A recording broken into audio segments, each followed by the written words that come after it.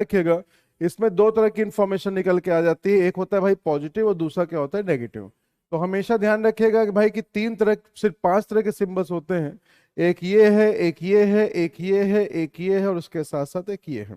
इन पांच के अलावा छठा कोई सिंबल नहीं होता, ध्यान रखिएगा।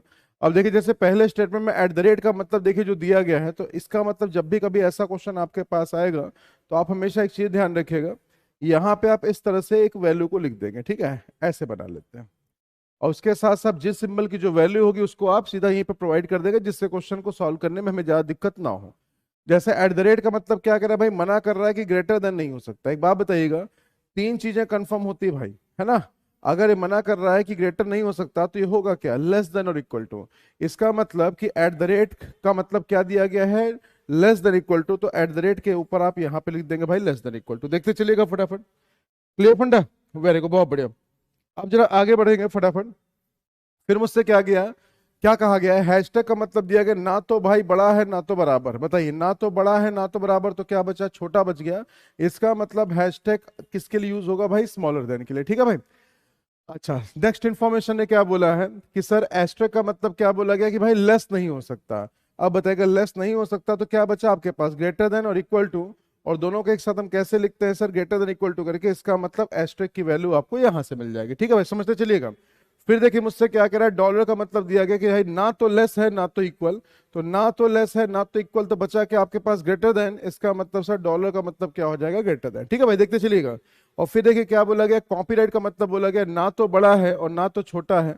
ना तो बड़ा ना तो छोटा, तो क्या बच गया भाई, इक्वल टू बच गया। इसका मतलब कॉपीराइट का मतलब क्या हो जाएगा, इक्वल टू। अब देखिए जैसे ही आपके पास, हाँ जी, वेरी गुड, बहुत बढ़िया। अब देख लीजिएगा, जैसे बिल्कुल सही। अब जिस तरीके से यहाँ पे वैल्यू आपको दी गई, इसी यहाँ पे सारे सारे क्वेश्चन भी आपके बन जाएंगे।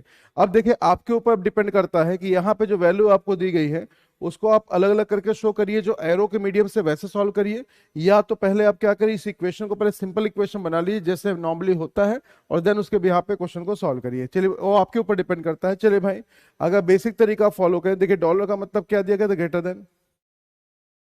के साथ आर दिया गया। कॉपीराइट का मतलब क्या था, कॉपीराइट का मतलब था इक्वल टू। फिर देखेंगे एट द रेट का मतलब क्या दिया गया था sir, less than equal to. सब देखिए एक दूसरे से कनेक्टेड है तो आसानी से बनाते चलेंगे। हैशटैग का मतलब क्या दिया गया था, लेस देन। तो भाई ये है आपके सामने एक इक्वेशन। इस इक्वेशन के बेस पे सबसे पहले देखिए आर और जे के बीच का जो रिलेशन था, एट द रेट का मतलब ठीक है, ये लेस देन इक्वल टू था, ठीक है, इसको ध्यान रखिएगा। चलिए, अब देखिए पहला कंक्लूजन आपसे क्या कह रहा है। फर्स्ट कंक्लूजन ने मुझसे बोला आर हैशटैग, हैशटैग मतलब क्या भाई, लेस देन। तो चलिए, क्या आर और एच का रिलेशन आप निकाल सकते हैं, सर आर यहाँ है, एच यहाँ पे है। तो आप कहेंगे सर एच और आर के बीच में ग्रेटर देन और इक्वल टू, इक्वल टू का कोई मतलब होता नहीं है। तो सीधा बोलेंगे सर एच बड़ा है आर से, एच बड़ा है आर से, मतलब सर पहला कंक्लूजन हो गया सही। चेक करते चलेगा भाई, ठीक है। अब जरा दूसरा देखिएगा, फिर क्या करें, एफ डॉलर। डॉलर का मतलब क्या दिया गया था सर, डॉलर का मतलब था ग्रेटर देन।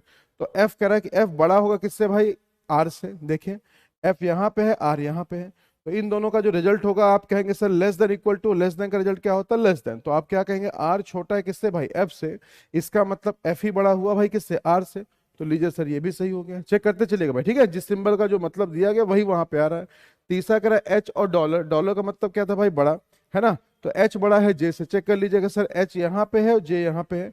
एच और जे के बीच में क्या मिल गया, अपोजिट सिंबल। आपको याद होगा कि मैंने आपको समझाया था कि जब भी कभी अपोजिट सिंबल मिल जाए, कभी भी ध्यान रखिएगा उनके बीच में कोई भी कंक्लूजन कंफर्म नहीं हो सकता। That means you have to go with option number A, जहां पे लिखा गया only conclusion first and second follow. Check कर लीजिएगा सभी लोग, वेरी गुड, बहुत बढ़िया भाई, बहुत बढ़िया। ठीक है, समझ में आ गया भाई, हाँ जी हाँ जी, बिल्कुल सही।